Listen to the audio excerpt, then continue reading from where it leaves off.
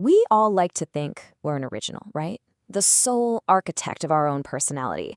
That every little belief, every gesture is 100% us. But what if I told you that's not really true? What if you're less of an original masterpiece and more of a beautiful mosaic, built from pieces you've borrowed from everywhere? Okay, let's get into it. So, to get our heads around this, we're actually going to start somewhere you might not expect. Not with psychology, but with physics. Yeah, with this really simple but kind of weird phenomenon. Okay, so picture just one metronome sitting on a table. It's just ticking away. Got its own beat, doing its own thing, super independent. Easy enough to picture, right? But now, let's fill that room with, say, 100 metronomes, all starting at different times. What do you get? Total chaos, right? It's just this wall of noise, 100 different clicks and clacks all over the place. Basically, it's a mess. But here's where it gets wild. If you just wait a little bit, something amazing starts to happen. They start to listen to each other. Those tiny vibrations they send through the table, they use them to adjust their own rhythm. And pretty soon, all that chaos just vanishes. The whole room is ticking together. Perfect, unconscious harmony. So that brings us to the big question, doesn't it? What if you are just like one of those metronomes? What if your whole personality is just unconsciously syncing up with everyone and everything around you? And you know, the evidence for this whole idea? It starts somewhere you never, ever think to look. Your own face. And yeah, the name that goes with it. So check this out. There's this phenomenon called the face name matching effect. And I know, it sounds completely nuts, but study after study shows it's real. We can look at a complete stranger's face and guess their name. You know, that guy's a Dan, she looks like an Elizabeth, way more often than we should by just pure luck. You know the story of Dorian Gray, right? Where his painting changes to show what's happening on the inside? Well, this is like the total opposite, a reverse Dorian Gray effect. It means that an external label, your name, is actually shaping your physical face over your lifetime. So how does that even work? Well, the idea is that as a culture, we all have these shared stereotypes of what a Bob or a Samantha looks like.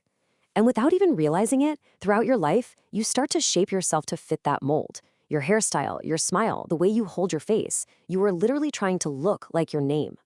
Okay, so this whole mimicry thing, it goes way deeper than just our faces. It gets right into our core beliefs.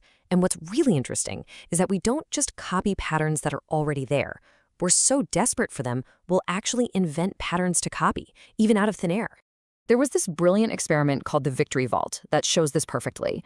So they put people in a room and money would just pop out at completely random times. But our brains hate random. So what did people do? They started making up these elaborate rituals. You know, dancing a certain way, touching specific tiles on the floor, convinced that their little routine was making the money appear. They couldn't stand the chaos, so they created a pattern. And that just shows you something fundamental about us, right? Our brains are basically belief-making machines. They are wired to find and copy patterns. They would literally rather invent a superstition out of nothing than have to deal with pure random chance. Okay, so we mimic with our faces, we invent patterns for our beliefs, but this isn't just happening inside our own heads. Let's zoom out a bit, because it turns out we catch these patterns from each other, kind of like a virus. The fancy term for this is social emotional contagion. It's basically the science behind how we catch feelings and behaviors from the people around us, without even trying. We just soak up all these cues from our culture, and get this, it literally changes our biology. This is one of my favorite examples, the placebo effect. Okay, in the US, if you give someone a blue sugar pill, it usually has a calming effect. But take that exact same blue pill to Italy, and it can actually be an arousing stimulant. The reason? That specific blue is the color of their national soccer team, the Azzurri. The cultural meaning completely rewires the biological effect. Our bodies are copying our culture. All right, so this is where things start to get really, well, kind of mind-bending. If so much of who we are is just borrowed, then what are we, really? No, seriously, think about it. If your appearance is shaped by your name and your beliefs are shaped by random reinforcement and cultural cues, what's actually left that's just you? Do you even exist as a solid, separate thing? Believe it or not, there's a whole philosophical theory about this. It's got a mouthful of a name, mereological nihilism. And it basically says that things made of parts, like a chair or a person, They don't really exist. All that exists are the tiniest fundamental particles. So you're not a thing. You're just a bunch of particles that happen to be, for the moment, arranged person-wise. The philosopher Alan Watts had a much more beautiful way of putting it. He said, the universe doesn't just contain people, like objects in a box. The universe peoples. You're not a noun. You're a verb. You're something the universe is doing. Okay, I know this might sound a little bleak, like we're just being erased from the picture, but stick with me, because it's actually the complete opposite. This idea frees us up to see ourselves in a way that's way more powerful and even more permanent. So let's just reframe this whole thing. Forget being an object. You are not a static object that can be broken or destroyed. You are a process. You are a disturbance. It's like a wave in the ocean. A wave isn't a thing, right? It's a pattern. It's energy moving through the water. The water itself doesn't travel across the ocean, but the wave does. That wave is you.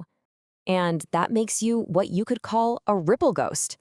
You're the combined echo of everyone you've ever copied, every habit you've picked up, and every single thing you've done that has, in turn, rippled out to affect others. You are this unique, spreading pattern, a domino effect in motion. And here's the truly amazing part. Your body, the particles arranged you-wise, that's temporary. But the pattern, the unique disturbance you made in the universe, that can never, ever be erased. It's already out there, rippling outward, changing everything it touched. So the question isn't whether you're a copy. The question is, knowing you are a collection of copies, who will you consciously choose to copy next?